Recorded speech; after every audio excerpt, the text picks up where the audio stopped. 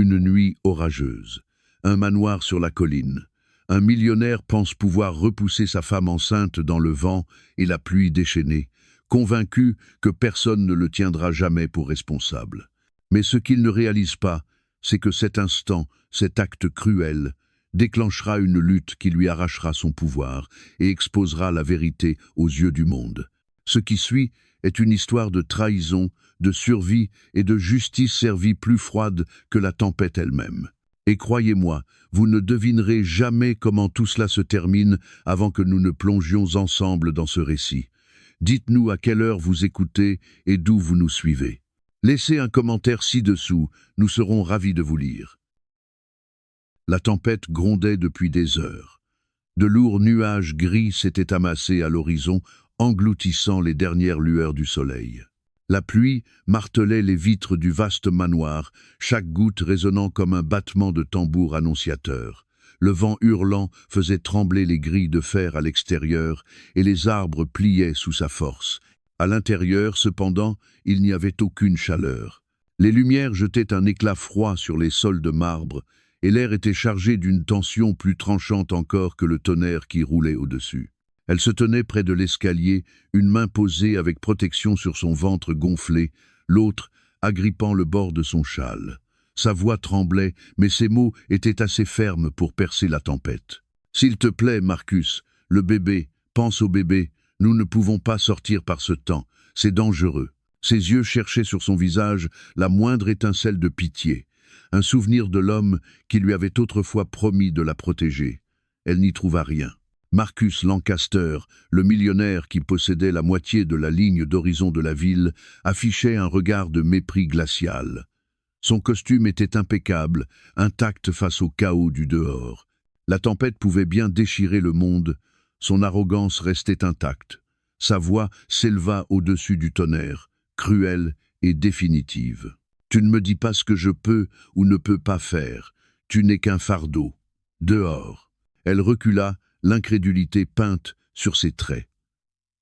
La tempête hurla plus fort, comme si la nature elle-même comprenait l'horreur de ses paroles. « Tu ne peux pas dire cela, » murmura-t-elle, ses mains tremblantes. Son alliance brillait sous le lustre, rappel muet de vœux désormais brisés. Elle tendit la main, comme pour saisir le fantôme de l'homme qu'elle croyait avoir épousé. Son geste ne rencontra quelle vide. D'un mouvement brusque, Marcus ouvrit la lourde porte. La tempête envahit la pièce, pluie et vent glacé se précipitant avec violence. Les rideaux volèrent comme des fantômes et le sol devint glissant sous leurs pieds. Il pointa vers l'extérieur, son visage déformé par le mépris. Dehors. Maintenant. La pluie la trempa aussitôt, collant ses cheveux contre son visage.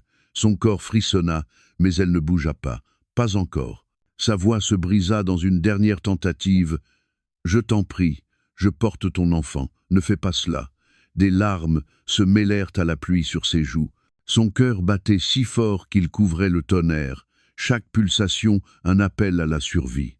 Elle posa ses deux mains fermement sur son ventre, comme si son étreinte seule pouvait protéger la vie qu'elle abritait. Elle croyait encore que ses mots pouvaient atteindre son orgueil, mais Marcus était au-delà des mots. Ses yeux se plissèrent, sa mâchoire se serra. Il s'avança, la dominant de toute sa stature. Sa main jaillit, poussant brutalement son épaule. Elle poussa un cri en perdant l'équilibre. Les marches de marbre à l'extérieur étaient glissantes de pluie. Son corps heurta violemment le sol, la douleur traversant son dos et son ventre. Elle se recroquevilla sur le sol trempé, haletant, serrant désespérément son ventre. Au-dessus d'elle, l'homme qui avait juré de l'aimer se détourna, insensible à son agonie. Il ne se retourna qu'une seule fois, silhouette figée dans l'encadrement, avant que la porte ne claque. Le son résonna comme un verdict. Un éclair fendit le ciel. Le tonnerre explosa si violemment que les vitres du manoir frémirent. Elle gisait dans la tempête, sa robe trempée, ses cheveux éparpillés sur les marches de pierre comme des rubans sombres. Son souffle était court et saccadé. Ses lèvres formèrent des mots que personne n'entendit. « Tiens bon, petit, tiens bon ». La tempête rugissait autour d'elle, mais dans sa poitrine grondait une tempête plus forte encore. Peur, douleur, détermination. Et puis, Dans le silence entre deux grondements, une pensée prit racine en elle. Ce ne serait pas la fin. Quelques heures avant la tempête, le manoir ressemblait à une image de magazine. Les lustres diffusaient une douce lumière dorée sur les sols de marbre police. Des fleurs fraîches se dressaient dans de grands vases le long du couloir, leur parfum se mêlant aux notes lointaines d'un enregistrement de piano. De l'extérieur, c'était la demeure parfaite d'un homme puissant et de son épouse dévouée. Mais derrière cette surface lisse, des fissures apparaissaient déjà. Elle était assise près de la fenêtre, le soleil caressant son visage, une main posée doucement sur le galbe de son ventre, l'autre tournant les pages d'un livre pour bébé rempli de prénoms, de dessins de chambre et de promesses d'avenir qu'elle osait encore croire. La pièce était peinte de tons pastel, un bleu tendre choisi pour la nurserie. Chaque recoin invitait à la sérénité. Pourtant son cœur portait une inquiétude silencieuse qu'elle exprimait rarement. Le bébé bougea en elle, et, l'espace d'un instant, elle sourit. La pensée de son enfant restait la seule lumière à laquelle elle se raccrochait. Marcus entra sans frapper. Sa présence emplit aussitôt la pièce et l'air s'alourdit. Il portait un costume sur mesure même à la maison, sa cravate serrée, ses chaussures claquant contre le parquet. Il regarda le livre ouvert sur ses genoux et fronça les sourcils.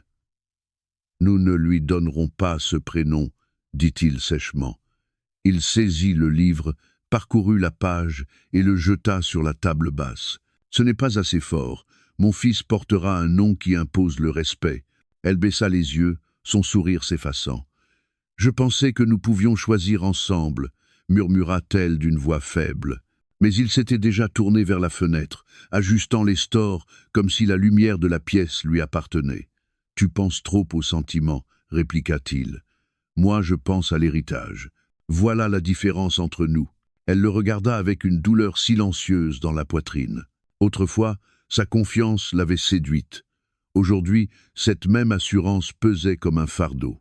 Elle se souvenait de la première fois qu'il avait pris sa main en public, de la sécurité qu'elle avait ressentie dans son étreinte. À cette époque, son autorité semblait être une protection. Aujourd'hui, elle ressemblait à une prison. Au dîner, la tension devint plus visible.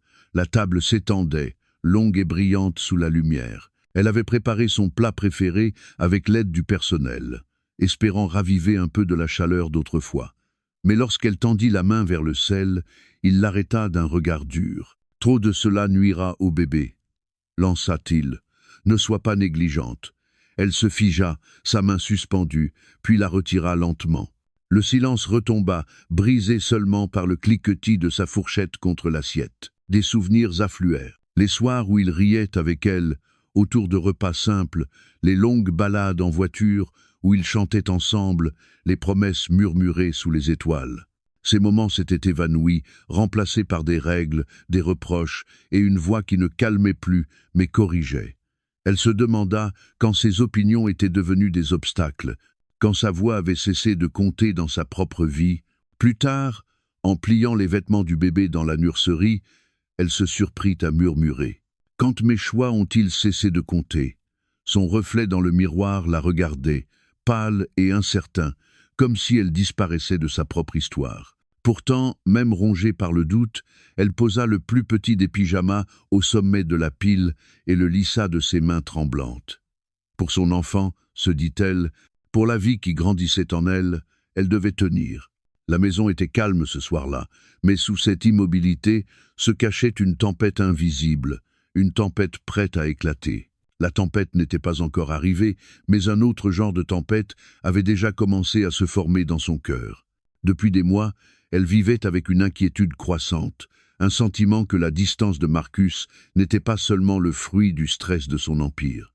Les soirées tardives au bureau s'étaient transformées en matinées où il ne rentrait pas du tout. Les voyages d'affaires s'allongeaient, son téléphone restait toujours verrouillé et sa voix devenait plus tranchante chaque fois qu'elle posait une question. Elle se répétait qu'il travaillait dur pour leur avenir, mais le doute pesait de plus en plus lourd. Tout commença avec une voix au téléphone. Un soir, alors qu'elle pliait du linge dans la chambre du bébé, elle l'entendit dans le bureau. Son ton était plus bas, plus doux que celui qu'il utilisait avec elle. Il y eut un silence, puis un éclat de rire, un son qu'elle n'avait pas entendu dirigé vers elle depuis des mois. Elle retint son souffle, collant son oreille contre le mur froid. Ses paroles la transpercèrent. Une fois qu'elle sera écartée, tout nous appartiendra enfin, toi et moi. Plus personne dont il faut se soucier. Ses genoux fléchirent, et elle dut s'agripper à la commode pour ne pas tomber. Le bébé bougea en elle, comme s'il ressentait la peur soudaine de sa mère. Les larmes brouillèrent sa vue, mais elle resta silencieuse. Son cœur voulait croire qu'elle avait mal entendu, mais son esprit s'accrochait à chaque syllabe. Elle attendit que sa voix s'éteigne, puis se glissa dans le couloir, tremblante. Cette nuit-là, lorsqu'il revint se coucher, elle resta éveillée à ses côtés, fixant le plafond, incapable de fermer les yeux. Le lendemain, elle trouva d'autres indices. Un reçu glissé dans la poche de sa veste, provenant d'une bijouterie. Un collier, qui n'était pas le sien, décrit avec précision. Un autre soir, elle remarqua un parfum inconnu accroché à sa chemise, une fragrance trop sucrée, trop étrangère pour être la sienne. Chaque indice semblait petit, mais ensemble, ils formaient un tableau qu'elle ne pouvait ignorer.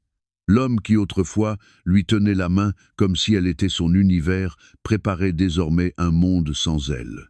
Elle commença à prendre de petites précautions. Lorsqu'il laissait son téléphone sans surveillance, elle lançait l'enregistrement sur son propre appareil, capturant des fragments de conversation. Certaines étaient banales, mais d'autres glaçaient son sang. Elle ne se défendra pas. Elle ne le fait jamais. Elle est trop faible. Puis, cette phrase s'imprima à jamais dans sa mémoire. Quand elle tombera, personne ne posera de questions. C'est Laura, l'art d'un accident. Ses mains tremblaient si fort que le téléphone faillit lui échapper. Elle s'assit lourdement sur le lit, serrant un oreiller contre sa poitrine pour calmer son cœur affolé. Elle murmura à l'enfant qui grandissait en elle. « Nous allons survivre à cela, je te le promets. » Mais cette promesse semblait fragile face au poids de ce qu'elle savait désormais. Elle n'était pas seulement indésirable, elle était en danger. Ce soir-là, tandis que Marcus était assis en face d'elle à table, elle pouvait à peine soutenir son regard. Il coupait son steak avec des gestes précis, son visage impassible, sa voix calme, comme s'il n'avait pas planifié sa disparition quelques heures plus tôt. Elle força un sourire quand il la regarda, mais au fond, la peur et la colère se disputaient en elle. La lumière du lustre vacillait au-dessus d'eux, projetant de longues ombres dans la pièce, et dans ces ombres, elle vit la vérité. L'homme en qui elle avait eu confiance n'était pas son protecteur. Il était sa plus grande menace.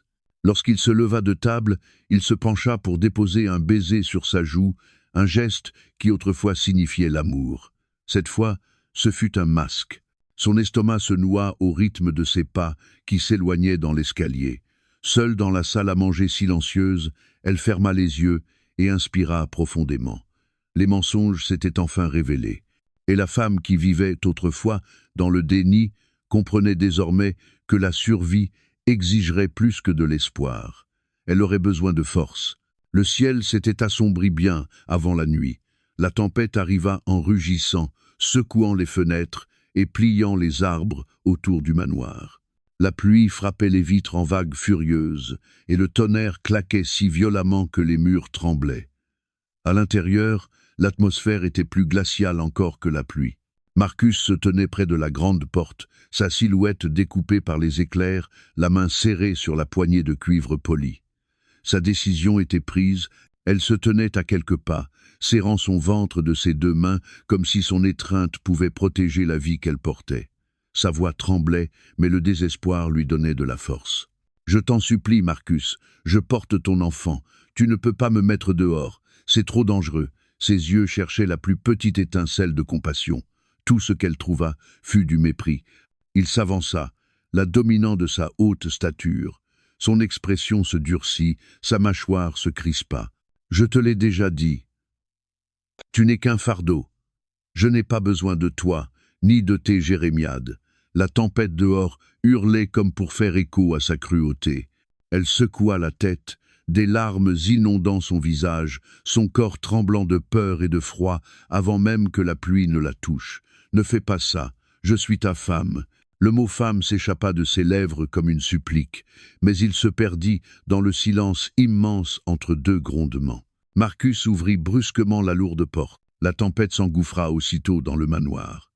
Les rideaux volèrent follement, le lustre oscilla, et une bourrasque violente dispersa des papiers sur le sol de marbre. La pluie s'infiltra, trempant les marches et projetant des gouttes glacées sur le tapis. D'un geste sec du bras, il montra le chaos. Dehors. Maintenant. Elle resta figée, incapable de croire que l'homme qu'elle avait un jour aimé pouvait se montrer si impitoyable. Ses pieds refusèrent de bouger, paralysés par la peur et l'incrédulité. Il s'impatienta. Sa main jaillit, agrippant son épaule. D'une poussée brutale, il la força en avant. Elle cria, tandis que son corps basculait dans l'embrasure, happé par la fureur de la tempête. Son pied glissa sur le marbre trempé et elle s'effondra violemment sur la pierre, son corps se repliant instinctivement pour protéger son ventre. Une douleur aiguë la transperça sur le côté, brûlante et implacable, et le goût de la pluie envahit sa bouche tandis qu'elle luttait pour respirer. Un éclair déchira le ciel, illuminant la scène d'une blancheur aveuglante. Elle gisait sur le sol glacé, ses cheveux plaqués contre son visage, sa robe collée à son corps tremblant. Au-dessus d'elle, Marcus se tenait dans l'encadrement, son ombre longue et menaçante. Il jeta un dernier regard, ses yeux vides de toute pitié, puis se détourna. La porte claqua avec un fracas assourdissant, la scellant dehors dans la fureur de la tempête. La pluie s'abattait sans répit, la trempant jusqu'aux os. Chaque goutte frappait son corps fragile comme un marteau. Elle tenta de se relever, ses mains glissant sur la pierre détrempée, ses genoux meurtris par la chute. Elle serra son ventre avec force, murmurant entre ses dents qui claquaient. « Tiens bon, petit, s'il te plaît, tiens bon ». Ses paroles étaient presque englouties par la tempête, mais elle les prononça tout de même, comme si la seule volonté pouvait protéger son enfant. Le vent fouettait autour d'elle, arrachant son châle et l'emportant dans les ténèbres. Elle se remit debout, en titubant, vacillant sous la violence des rafales. Chaque pas semblait impossible, mais l'instinct de survie brûlait dans sa poitrine. Son corps tremblait de froid et de douleur, mais son cœur portait un feu que rien ne pouvait éteindre. Elle avança dans la pluie, cherchant désespérément un abri, une lumière, un signe d'espoir. Derrière elle, le manoir se dressait comme une forteresse de trahison, ses fenêtres brillant faiblement dans la tempête. À l'intérieur, l'homme qui lui avait promis l'éternité reposait dans la chaleur et la sécurité, indifférent à l'agonie qu'il avait déclenchée. Mais dehors, au cœur de la tempête, une autre histoire venait de commencer.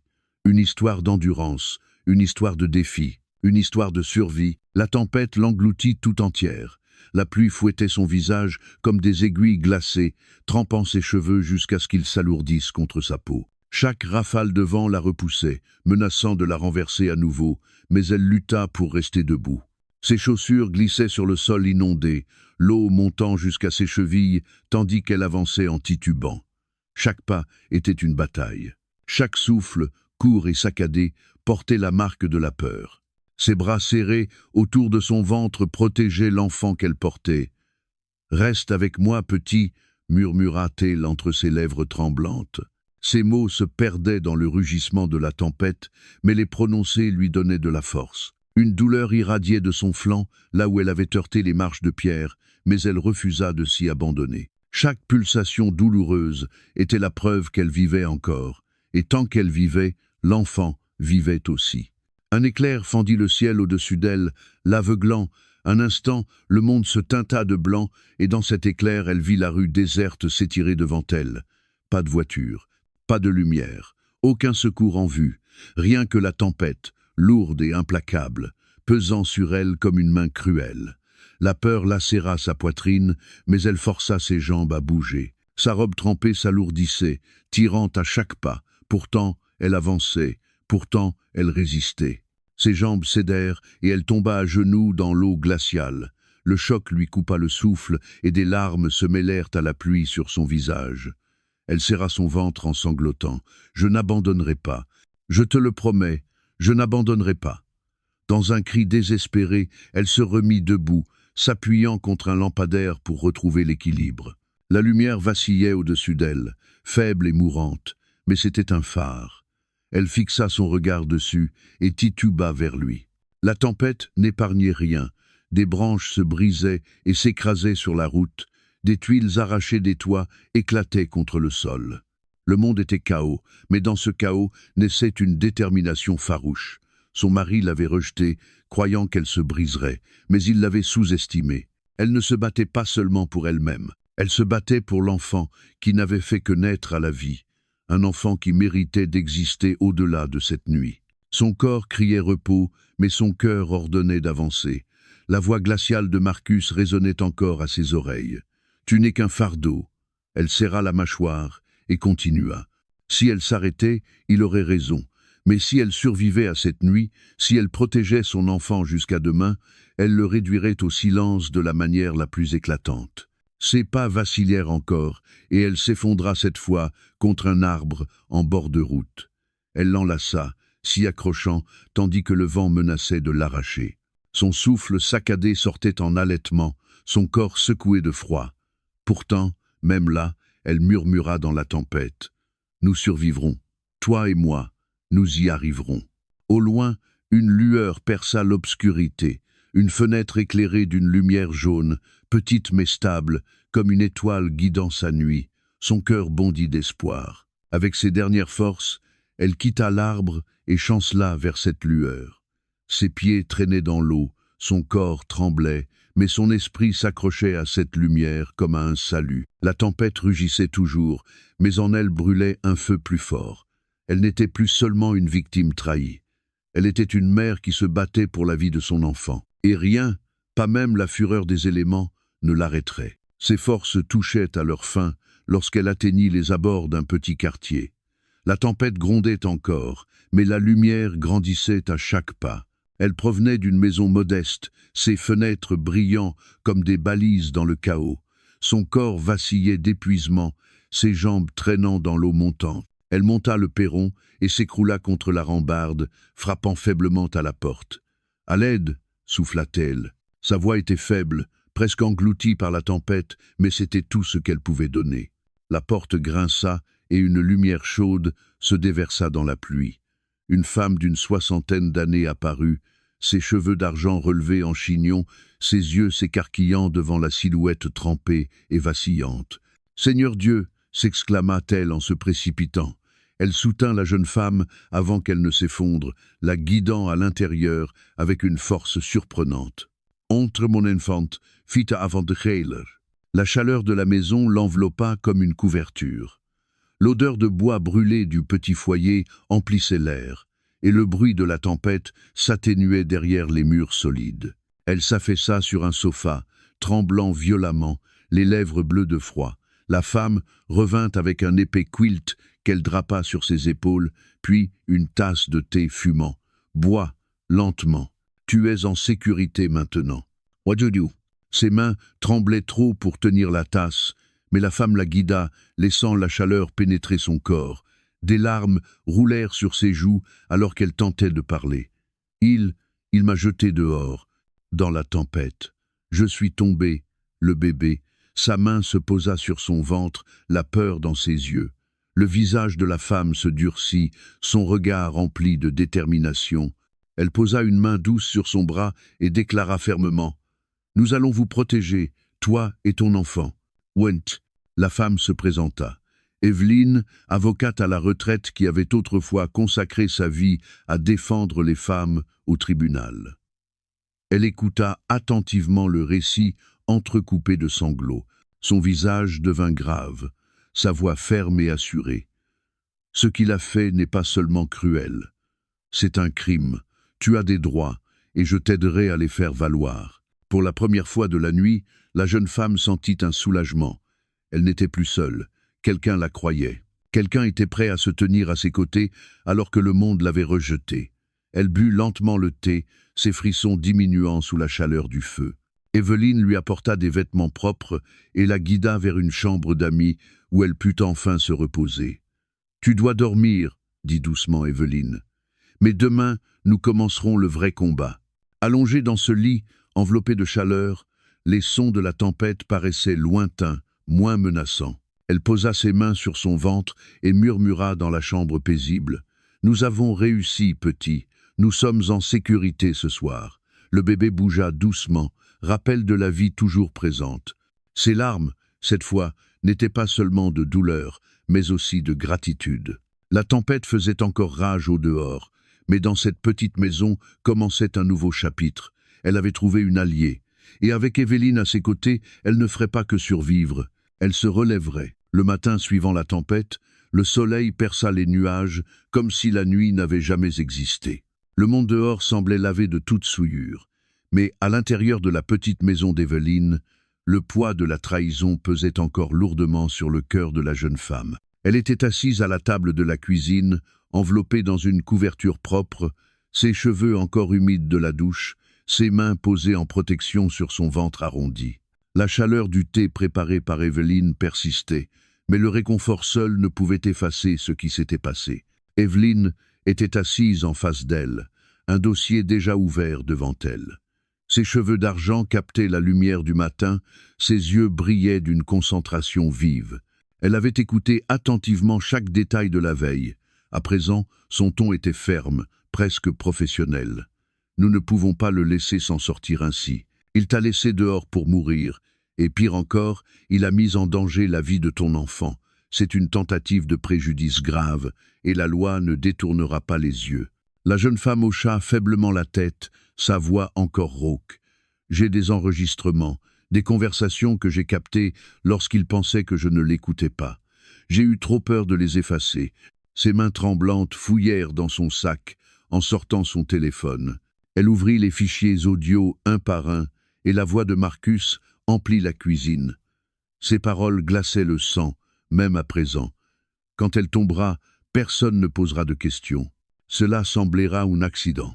La mâchoire d'Evelyne se crispa. C'est plus que suffisant pour commencer une affaire.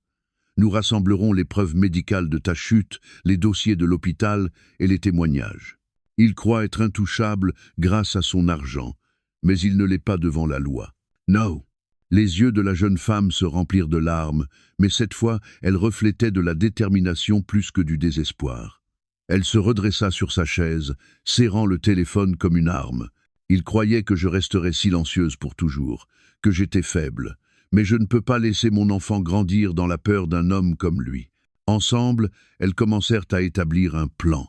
Evelyne dressa une liste sur un bloc-notes jaune, son écriture nette et précise. Visite à l'hôpital, photographie des blessures, déclaration de violence, enregistrement sauvegardé à plusieurs endroits. Elle expliqua chaque étape avec calme, donnant une structure à ce qui n'était que chaos. Tu dois d'abord te protéger légalement. Une ordonnance de protection. Ensuite, nous passons à la plainte. Il a mis en danger ta vie et celle de ton enfant. Le tribunal ne fermera pas les yeux. Là, au fil de ce travail, la jeune femme sentit renaître en elle quelque chose qu'elle n'avait plus ressenti depuis des mois. Le contrôle. Pendant si longtemps, elle avait vécu sous les règles de Marcus, ses reproches, ses rappels constants de sa prétendue faiblesse. Maintenant, assise à la table d'Evelyne, voyant un plan clair se dessiner, elle sentit revenir une étincelle de force. Elle n'était plus dans la réaction. Elle se préparait.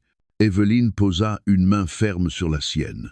« Il pense que tu es encore dehors dans la tempête, brisée et vaincue. C'est son erreur. Il ne sait pas que tu es plus forte qu'il ne l'imagine. » La jeune femme serra les lèvres, retenant une nouvelle vague d'émotion. Elle jeta un regard au livre de bébé qu'elle avait emporté en fuyant le manoir. Ses pages étaient froissées, l'encre effacée par la pluie, mais il était intact. Elle le posa sur la table, caressant doucement la couverture. « Voilà pourquoi je me bats, » murmura-t-elle. « Pour mon enfant, pour nous. » La maison était silencieuse, hormis le grattement du stylo d'Evelyne et le léger bourdonnement du réfrigérateur. Dehors, le monde étincelait de la fraîcheur qui suit une tempête. Dedans, un autre genre de tempête se préparait. Une tempête de justice, faite non de tonnerre et de pluie, mais de preuves, de vérité et de la volonté inébranlable d'une mère. La salle d'audience bourdonnait de conversations feutrées, tandis que les journalistes remplissaient les rangées du fond, leurs caméras prêtes comme des yeux attentifs. Chaque siège était occupé et l'air vibrait d'attente. Ce n'était pas tous les jours qu'un millionnaire faisait face à de telles accusations. Marcus Lancaster entra par la porte latérale avec l'arrogance qu'il traînait partout. Son costume était impeccable, son expression sereine, comme s'il croyait que la salle lui appartenait déjà. Il hocha la tête vers son avocat, puis balaya la foule du regard, s'attendant à n'y voir que des visages intimidés. Il ne s'attendait pas à elle. Les portes du fond s'ouvrirent, et la lumière du couloir se répandit dans la salle. Des murmures s'élevèrent lorsque la jeune femme apparut, son allure droite, son visage pâle mais résolu. Ses cheveux étaient soigneusement attachés, sa robe de maternité révélait sans détour la vérité de son état. Elle n'était pas la silhouette brisée que Marcus avait abandonnée dans la tempête. Elle était vivante, elle était là, et elle portait en elle la force de celle qui a traversé l'enfer et en est ressortie plus forte. Marcus se figea. Pour la première fois depuis des années, son masque se fissura, sa mâchoire se contracta, sa main tressaillit. Il avait été certain qu'elle ne montrerait jamais son visage. Pourtant, elle était là, et le monde la regardait. Elle avança lentement dans l'allée, chaque pas calculé. Les yeux de la presse la suivaient, les appareils photos crépitaient. Elle entendit les chuchotements derrière elle. Elle a survécu. Regardez-la. Elle est plus forte que jamais. Il l'a laissée dans une tempête et elle est revenue se battre. Chaque mot nourrissait sa résolution. Evelyne marchait à ses côtés, portant un dossier épais. L'expression de l'ancienne avocate était aiguisée, presque combative, tandis qu'elle la guidait vers l'avant. Ensemble, elles s'arrêtèrent à la table du plaignant. La jeune femme posa sa main sur son ventre, puis leva les yeux vers le juge. Sa voix était calme, mais chaque syllabe portait du poids. « Je suis ici pour demander justice pour moi et pour mon enfant. » Le juge hocha gravement la tête et lança la procédure. L'avocat de Marcus se leva aussitôt, son ton lisse et condescendant. « Votre honneur, ce n'est rien d'autre qu'une mise en scène émotive. Mon client est un homme d'affaires respecté. Ses accusations sont sans fondement et exagérées. » Avant que ces mots ne trouvent écho, Evelyne se leva. Sa voix résonna dans la salle. « Nous avons des preuves, des enregistrements de ses menaces, des dossiers médicaux attestant de ses blessures la nuit où il l'a jetée dans la tempête. Un témoignage de la femme qui l'a recueilli ensuite. Ce ne sont pas des exagérations, c'est la vérité. » Des murmures éclatèrent dans la salle. Le juge appela au silence, mais le vernis de Marcus était déjà écaillé. Il se tortilla sur son siège, des perles de sueur apparaissant à sa tempe. Pour la première fois, le poids de l'exposition s'abattait sur lui. Il sentait les yeux du public transpercer le masque qu'il avait porté si longtemps. La jeune femme resta silencieuse, tandis qu'Evelyne exposait les preuves. Elle laissa sa présence parler pour elle. Chaque respiration, chaque regard ferme était une déclaration. Elle avait survécu à sa cruauté. Elle avait enduré la tempête, et à présent, elle se dressait devant lui, intacte, décidée à obtenir justice. À la fin de la première journée d'audience, la salle ne chuchotait plus sur la richesse ou l'influence de Marcus. On chuchotait sur son courage à elle. En quittant la barre, les journalistes se penchèrent en avant, les flashs crépitèrent. Elle s'arrêta une seconde, jetant un regard vers Marcus. Pour la première fois, il paraissait diminué, réduit aux yeux du monde. Son retour ne l'avait pas seulement choqué, il avait renversé l'équilibre du pouvoir. Et au plus profond d'elle-même, elle savait que ce n'était que le début. L'atmosphère du tribunal avait changé. Ce qui avait commencé comme une scène où Marcus Lancaster croyait pouvoir contrôler le récit était devenu un lieu où chaque vérité qu'il avait enterrée remontait à la surface. Chaque jour apportait de nouvelles révélations, et à chaque révélation, son pouvoir lui échappait un peu plus. Evelyne présenta les preuves avec une précision inébranlable. Elle fit écouter les enregistrements à la cour, la voix de Marcus résonnant comme une confession spectrale. Quand elle tombera, personne ne posera de questions. Cela semblera un accident. Les mots restèrent suspendus dans le silence, glaçant et indéniable. Des exclamations fusèrent dans les bancs, et les journalistes griffonnèrent avec frénésie. Le visage du juge se durcit, et même l'avocat de Marcus semblait ébranlé. La jeune femme était assise à la table du plaignant, ses mains posées sur son ventre, la tête haute. Elle n'avait pas besoin de beaucoup de mots. Sa présence, stable et calme, pesait plus qu'un long discours. chaque ecchymose photographiée, chaque rapport médical relatant ses blessures, cette nuit-là, parlait pour elle. Elle n'était plus seulement la victime de sa cruauté, elle était la voix de la vérité dressée contre son empire de mensonges. Marcus tenta de répliquer. Il se leva, la voix pleine de colère. Tout cela est monté de toutes pièces. Elle exagère. Elle est tombée toute seule. Je ne l'ai jamais touchée. Ces mots résonnaient désespérés, dépouillés de l'autorité qu'il croyait dominer. Le juge le réduisit au silence d'un avertissement sévère. Le masque d'autorité publique que Marcus avait porté pendant des années se fissurait, morceau par morceau, sous le poids de sa propre arrogance. Puis vint la preuve financière. Evelyne dévoila des documents révélant ses transferts d'argent vers des comptes offshore, liés directement à la femme avec qui il avait trahi son épouse. Les chiffres racontaient une histoire de tromperie et de cupidité que Marcus ne pouvait pas réfuter. Les actionnaires de son entreprise, autrefois loyaux, étaient assis au fond du tribunal et observaient leurs dirigeants s'effondrer. Un murmure circula parmi eux. Il est fini. Le coup final fut porté par un témoin. Une domestique du manoir, qui avait servi la famille pendant des années, témoigna, les mains tremblantes, mais la voix honnête. Elle décrivit la nuit de la tempête. Elle avait entendu les cris. Elle avait vu Marcus pousser sa femme enceinte dehors. Sa voix se brisa lorsqu'elle ajouta « Je voulais l'aider, mais il m'a menacé. J'avais peur. » Le tribunal explosa. La vérité n'était plus cachée. Marcus s'affaissa sur sa chaise, le visage blême, ses épaules autrefois fières, courbées sous le poids de l'exposition. Sa maîtresse, assise discrètement au fond, détourna le regard, tandis que les reporters saisissaient chaque reflet de honte sur son visage. L'homme qui autrefois dominait les salles de réunion et réduisait ses opposants au silence d'un seul regard se retrouvait impuissant, entouré de preuves, dépouillé de la crainte qu'il inspirait. La jeune femme se leva pour donner sa déclaration finale.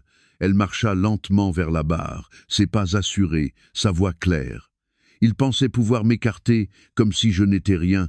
Il pensait que personne n'écouterait. Mais la vérité a une voix, et elle ne peut être réduite au silence. » Elle posa ses mains sur son ventre et continua. « Je ne suis pas ici seulement pour moi. Je suis ici pour mon enfant, qui mérite de naître dans un monde où la justice est plus forte que la cruauté. » Le marteau du juge claqua, appelant au calme, mais le message était déjà gravé. Marcus Lancaster n'était plus le millionnaire intouchable. Il était un homme brisé par ses propres actes, son empire s'effondrant tandis que la vérité se répandait comme un incendie. Le renversement était total. Le pouvoir qu'il avait brandi si longtemps lui avait été repris pour revenir là où il devait être, dans les mains de la femme qu'il avait tenté de détruire et dans la vérité qui refusait de rester cachée. Le dernier jour du procès arriva dans un silence lourd. La salle était de nouveau pleine de journalistes, de curieux et d'actionnaires qui avaient autrefois loué la brillance de Marcus Lancaster. Désormais, ils venaient assister à sa chute. Le juge entra et les murmures cessèrent aussitôt. La jeune femme était assise à la table du plaignant, ses mains posées calmement sur son ventre. Evelyne était à ses côtés, ses papiers rangés, son regard acéré fixé vers l'avant. Marcus n'avait plus rien du puissant personnage d'autrefois. Son costume coûteux tombait lâchement sur lui, son visage était pâle, ses yeux creusés par les nuits sans sommeil. L'arrogance qu'il avait définie s'était dissipée, remplacée par l'agitation nerveuse d'un homme conscient de l'effondrement de son empire. La voix du juge résonna avec solennité. Après examen des preuves, des témoignages et des enregistrements, la Cour déclare Marcus Lancaster coupable de mise en danger, tentative de préjudice et violence conjugale. De plus, une enquête pour fraude financière sera ouverte sur la base des documents fournis. Il est condamné à une peine de prison et privé de ses droits de tutelle. Le marteau tomba, son écho résonnant comme le tonnerre. Des exclamations jaillirent dans la salle, suivies du crépitement frénétique des appareils photo. Marcus tenta de se lever, criant « Non, c'est une erreur, j'ai tout construit, vous ne pouvez pas tout m'enlever. » Sa voix se brisa, désespérée et vide. Les agents de sécurité se précipitèrent, le tenant par les bras tandis qu'il se débattait. Ses yeux cherchèrent ceux de sa femme, mais elle ne bougea pas. Elle resta droite, son regard ferme, la force tranquille de celle qui avait déjà traversé le pire. Les journalistes envahirent les marches du tribunal lorsqu'elle sortit. Des micros se tendirent vers elle, des questions fusèrent au-dessus du tumulte. Comment avez-vous survécu à la tempête? Que ferez-vous ensuite? Avez-vous quelque chose à dire sur la condamnation de votre mari? Elle s'arrêta un instant, posant une main protectrice sur son ventre, et répondit doucement « Je me suis battue pour mon enfant, je me suis battue pour la justice, et aujourd'hui, les deux ont triomphé. » Les flashs crépitèrent, mais ces mots dépassèrent le vacarme. À travers tout le pays, on verrait son visage, on entendrait son histoire, et on saurait que le silence pouvait être brisé. Que même les plus puissants pouvaient tomber lorsque la vérité éclatait. Quelques semaines plus tard, la vie prit une nouvelle forme. Elle s'installa dans une maison modeste mais chaleureuse, loin des couloirs froids du manoir où la trahison avait régné. La chambre du bébé, qu'elle avait tant rêvé, fut enfin prête. Ses murs peints de tons pastel, un berceau dressé. Elle plaça le livre de bébé, autrefois trempé par la tempête, sur une étagère au-dessus du berceau. Ses pages étaient froissées, mais il restait un symbole de survie. Evelyne venait souvent, apportant nourriture, conseils et une présence rassurante. Ensemble, elles parlaient non seulement du passé, mais aussi de l'avenir. Elles discutaient de fondations pour les femmes en détresse, d'aide juridique pour celles qui n'avaient pas de voix, et de la manière dont son histoire pouvait éclairer le chemin d'autres femmes. « Ta souffrance, » rappela Evelyne, « peut devenir l'espérance de quelqu'un d'autre. » Un soir, alors que le bébé bougeait en elle, elle s'assit près de la fenêtre et contempla le coucher de soleil peindre le ciel de couleurs chaudes. Elle ferma les yeux, respirant profondément, sa main posée sur son ventre. « Nous avons réussi, » murmura-t-elle. « Nous sommes libres. » Des larmes coulèrent sur ses joues, mais elles n'étaient plus nées de la peur. Elles étaient faites de libération, de gratitude et de recommencement. La tempête qui avait failli briser sa vie avait révélé sa force. L'homme qui avait tenté de la réduire au silence croupissait désormais derrière les barreaux, et l'enfant qui l'avait mise en danger allait naître dans un monde où la vérité avait triomphé. L'écho du marteau s'était éteint, mais son sens demeurait. La justice avait parlé, et avec elle, une mère et son enfant avançaient vers une nouvelle vie, non plus enchaînée par la peur, mais portée par la liberté.